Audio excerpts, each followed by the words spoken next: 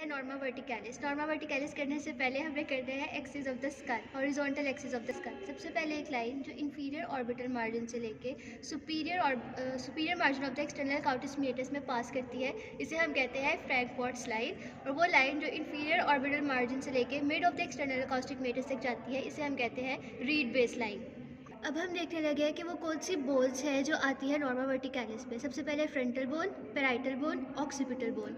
उसके बाद है सुचर। सबसे पहले फ्रंटल बोन और पैराइटल बोन के दरमियान में जो सुचर है, इसे हम कहते हैं कॉरोनल सुचर। फिर दो पैराइटल बोन्स के दरमियान में जो सुचर है, इसे हम कहते हैं सेजिटल सुचर। और फिर पैराइटल और ऑक्सीपिटल के दरमियान में जो सुचर है, इसे हम कहते हैं लैम्डॉइड सुचर। इसमें हम सबसे पहले highest point of the skull जो यहाँ पे हमें नज़र आ रहा है, इसे हम कहते हैं वर्टेक्स। उसके बाद वो पॉइंट जहाँ पे फ्रंटल बोन और पैराइटल बोन और ये सुचर्स आपस में मीट करते हैं, इसे हम कहते हैं ब्रैगमा। और वो सुचर जहाँ पे पैराइटल बोन और ऑक्सीपिटल बोन मीट करती है, इसे हम कहते हैं लैम्डॉइड सुचर। इसके अलावा पैराइटल बोन पे हमें दो फोरामेन्स नज़र आते हैं, इसे हम कहते हैं पैराइटल फोरामेन। और एक लाइन जो इसे ज्वाइन करती है, उसे हम कहते हैं ओब्लियन। इसके अलावा हमारे पास पैराइटल बोन के ऊपर दो फोरामेन होते हैं, इसे हम कहते हैं पैराइटल फोरामेन। और इन दोनों के दरमियान में एक लाइन बनती है जहाँ पे कॉरोनल सुचर स्ट्रेट लाइन में कन्वर्ट हो जाता है, उसे हम कहते हैं ओब्लियन। इसके अलावा हमारे पास दो ट्यूबरकल्स हैं, दो ट्यूबर्स हैं, इन्हें हम कहते हैं पैराइटल ट्यूबर्स।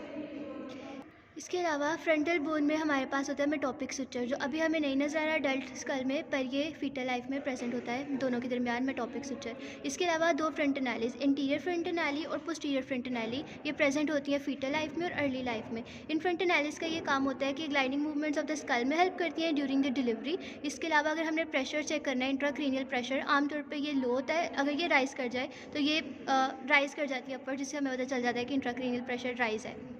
इसके अलावा अगर हम देखें कि फ्रंट एनालिस क्लोज कब होते हैं, तो पोस्टीरियर फ्रंट एनाली पहले क्लोज होता है 3 मंथ्स में, और यहाँ पे हमारे पास बन जाता है लैम्डॉइड पॉइंट बन जाता है। और इंटीरियर फ्रंट एनाली अप्रॉक्सीमेटली 2.5 ईयर में जाके क्लोज होता है, और फिर यहाँ पे हमें मिल जाता है ब्रैगमा पॉइंट।